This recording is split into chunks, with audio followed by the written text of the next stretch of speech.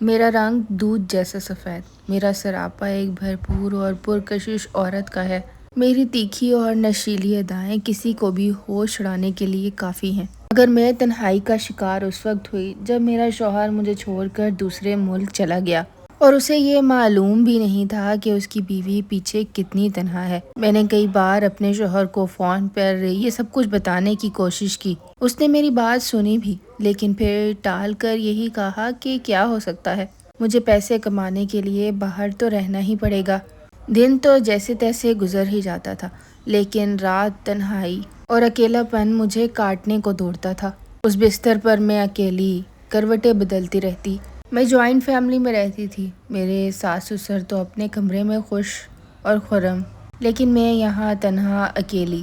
میرے شوہر کے چاچو اور ان کے بچے بھی اسی گھر میں رہتے تھے، ان کا دوسرا پورشن تھا، لیکن وہ گھر کے اندر ہی تھا۔ میرے اور میرے شوہر کی ارینج میرج ہوئی تھی، ہم دونوں رشتے میں کزن ہیں، لیکن شاید اس کو مجھ سے زیادہ اپنے آپ میں ہی انٹرسٹ تھا اور اپنے پیسے میں۔ یہاں پر اچھا خاصا کاروبار چھوڑ کر وہ باہر کے ملک چلا گیا۔ دوسری طرف میرا ایک اور کزن جو کہ چچا کا ہی بیٹا تھا اور میں اس کو بچپن سے ہی پسند کرتی تھی، لیکن ماں باپ کے سامنے کبھی اظہار نہ کر سکی۔ ذیشان اور میں ایک دوسرے سے بہت گھلے ملے تھے۔ ذیشان ہمارے ساتھ اسی گھر میں رہتا تھا۔ اس نے یہ بھانپ لیا تھا کہ میں کتنی اکیلی ہوں۔ میرے شوہر کا گھر سے دور ہونا مجھے اندر ہی اندر ایک کسک اور تنہائی پر چھوڑ گیا تھا۔ ہم دونوں ایک دوسرے کا احترام کرتے تھے، لیکن میرے اندر دل ہی دل میں عمر کے لیے ایک پیار تھا جس کا کسی کو بھی اندازہ نہیں تھا۔ وہ مجھ سے ہمیشہ ہی انتہائی ادب اور سلیقے سے بات کرتا تھا۔ وہ بھی یونیورسٹی میں پڑھ رہا تھا، میں بھی اسی کی یونیورسٹی میں پڑھتی تھی، لیکن پتہ نہیں میرے اماں ابا کو کیا سوجی کہ انہوں نے میری شادی کر دی اور یوں میری یونیورسٹی ختم ہو گئی۔ وہ آج بھی یونیورسٹی جا رہا ہے اور میں اسے چھپ چھپ کر کھڑکی سے دیکھتی ہوں۔ جب وہ اپنے کمرے میں نہیں ہوتا تو اس کے کمرے میں جا کر اس کی کتابیں پڑھتی ہوں، اس کا وجود اس کمرے میں محسوس کرتی ہوں۔ وہ جب بھی مجھے گھر کے کسی کونے میں دیکھتا تو نگاہیں احترام سے جھکا لیتا۔ شاید اسے اس بات کا پتہ ہی نہیں تھا کہ میں اس سے کتنی محبت کرتی ہوں۔ ہم دونوں ایک ہی چھت کے نیچے رہتے تھے، لیکن ہمارے درمیان الفاظ کم اور فاصلے بہت زیادہ تھے۔ کوئی سوچ بھی نہیں سکتا تھا کہ وقت کا یہ پہیہ جب گھومے گا تو یہ باادب اور خاموش رشتہ کتنی تیزی سے تمام پردوں کو چاک کر کے ہم دونوں کے درمیان محبت کا رشتہ قائم کر دے گا۔ وقت کا دریا اپنی رفتار پر بہہ رہا تھا اور اس بہتے پانی کے ساتھ ہی ہمارے درمیان وہ لکیریں بھی دھندلانے لگی تھیں جو کہ معاشرے نے کھینچ رکھی تھی۔ عمر ایک نوجوان لڑکا بن چکا تھا اور میرے شوہر سے کہیں زیادہ حسین تھا۔ اس کی آنکھوں میں ایک الگ سی ہی گہرائی تھی۔ اس کے جسم میں بیدار ہوئی وہ مردانہ کشش مجھے کہیں نہ کہیں پاگل کر رہی تھی۔ جب گھر کے باقی تمام لوگ اپنے اپنے کاموں میں مصروف ہو جاتے اور دوپہر کے وقت سناٹا چھا جاتا تو ہمارے درمیان چھوٹی چھوٹی باتیں ہونا شروع ہوئیں۔ کبھی وہ پانی کا گلاس مانگنے آتا تو میرے ہاتھ اس کے ہاتھ سے ٹکرا جاتے، کبھی میں اس کے کمرے میں کوئی چیز رکھنے جاتی تو ہم دونوں کے درمیان سانسوں کی رفتار تھوڑی تیز ہو جاتی۔ ایک دوپہر جب بالکل سناٹا چھا چکا تھا، باہر سورج کی تپش اپنے عروج پر تھی۔ ویسے تو میں نے اپنے آپ کو مکمل طور پر ڈھانپ رکھا تھا، مگر میرا لباس اتنا باریک تھا کہ میرے جسم کے ابھار صاف واضح ہو رہے تھے۔ میرے بال ہلکے سے کندھوں پر بکھرے ہوئے تھے۔ جب عمر نے مجھے اس حالت میں دیکھا تو اس کے قدم وہیں رک گئے۔ اس کی وہ نگاہیں پہلی بار میری طرف اس طرح اٹھی تھیں، اس کے اندر شرارت صاف نظر آ رہی تھی، اور ان نظروں میں اب وہ ادب اور جھجک نہیں تھی، بلکہ ایک عجیب سی پیاس تھی جو دو دلوں میں آگ لگانے کے لیے کافی تھی۔ میں نے اس کی طرف دیکھا اور ہلکا سا مسکرا کر کہا، کیا دیکھ رہے ہو عمر؟ عمر تم اس طرح راستے میں کیوں رک گئے ہو؟ اس نے اپنی نظریں پھیرتے ہوئے ایک مدھم سی آواز میں کہا، کچھ نہیں، بس میں یوں ہی یہاں سے گزر رہا تھا۔ عمر کی آواز میں کپکپاہٹ تھی۔ اس دن کے بعد سے وہ خاموش فاصلے ٹوٹنا شروع ہو گئے تھے۔ ہم نے ایک دوسرے کی آنکھوں میں سب کچھ پڑھنا شروع کر دیا تھا جو کہ زبان سے شاید ہم کبھی بھی نہ بول پاتے، یا شاید زبان سے وہ سب کہنا جرم ہے۔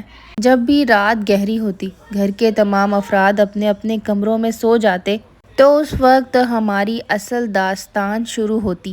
میرے شوہر سے میرا رابطہ بہت کم تھا۔ میں عمر کی طرف کھینچی چلی جا رہی تھی۔ رات کا جب پہلا پہر گزر جاتا اور سناٹا اپنے عروج پر ہوتا تو عمر چپکے سے میرے کمرے میں آتا، ہلکا سا دروازے پر دستک دیتا اور میں اسی کے انتظار میں جاگ رہی ہوتی تھی۔ یہ ہم دونوں کے درمیان ایک ایسی ضرب تھی جو صرف ہم دونوں ہی سمجھ سکتے تھے۔ میں ہر رات عمر کا انتظار کرنے لگی تھی۔ جب میں دروازہ کھولتی تو باہر اندھیرے میں اس کا چہرہ دکھائی دیتا، جس پر ایک بے قراری اور جنون کا عالم ہوتا تھا۔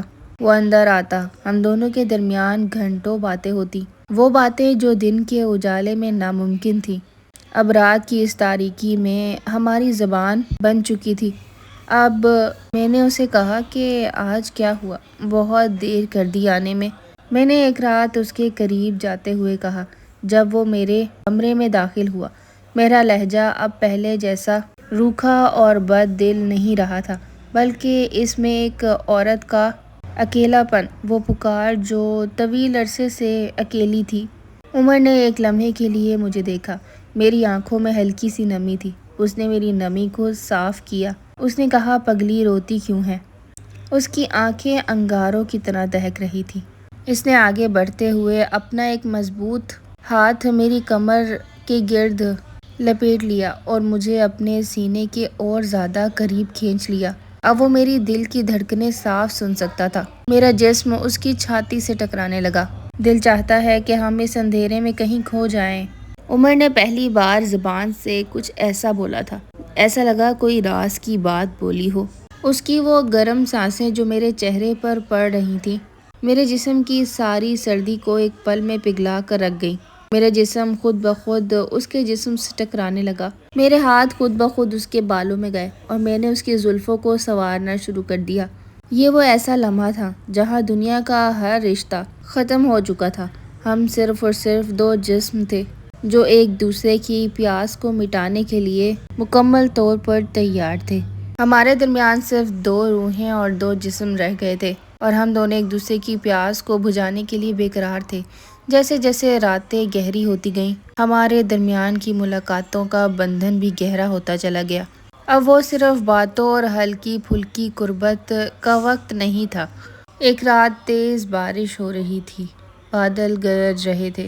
عمر میرے کمرے میں آیا۔ اس نے میرے جسم پر ہلکے کپڑے دیکھ کر مجھے کہا کہ تم اتنی خوبصورت کیسے ہو؟ اس کی آنکھوں میں ایک جنون تھا جو کہ اب بے قابو تھا، اور یہ بات تو ویسے بھی سچ تھی کہ میں اسے کتنا پسند کرتی تھی۔ اس نے مجھے اپنی باہوں میں اٹھایا اور بستر پر لٹا دیا۔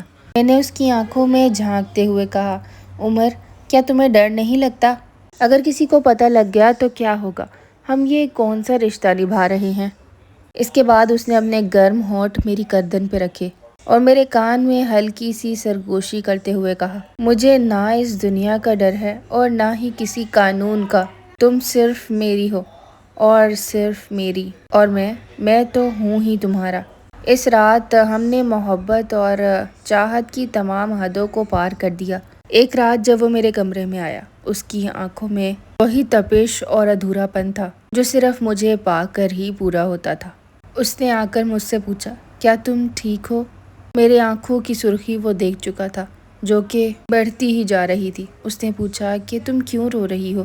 کیا میں نے تمہیں پیار نہیں دیا؟ اور اگر دیا ہے تو کیا میرے پیار میں کوئی کمی ہے جو تم اس طرح سے رو رہی ہو؟ میں نے عمر کو کہا عمر، مجھے ڈر لگتا ہے کہ کہیں تمہیں مجھ سے دور نہ کر دیا جائے۔ اگر کہیں کسی کو پتہ لگ گیا اور ہم دونوں کو ایک دوسرے سے دور کر دیا گیا تو کیا ہوگا؟ اور اگر تمہارا کزن باہر ملک سے واپس آ گیا تو کیا ہوگا؟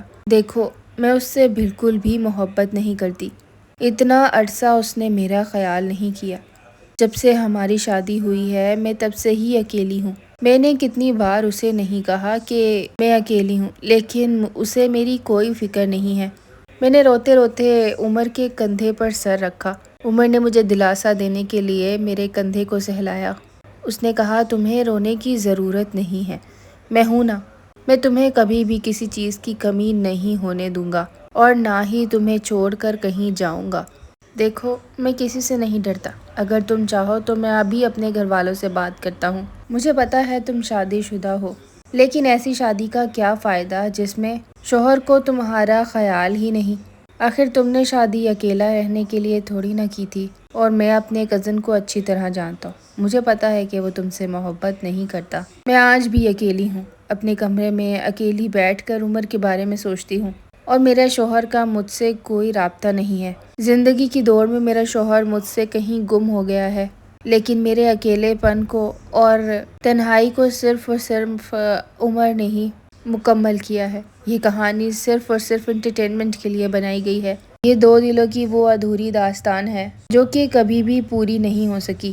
زندگی میں کبھی کبھی کچھ ایسے موڑ آتے ہیں جب انسان اپنی سوچنے سمجھنے کی صلاحیت کو بھول بیٹھتا ہے اور زندگی کو ایک الگ ہی نظریے سے دیکھنا شروع کر دیتا ہے۔ اگر آپ کو یہ کہانی پسند آئی ہو تو چینل کو سبسکرائب ضرور کیجیے گا۔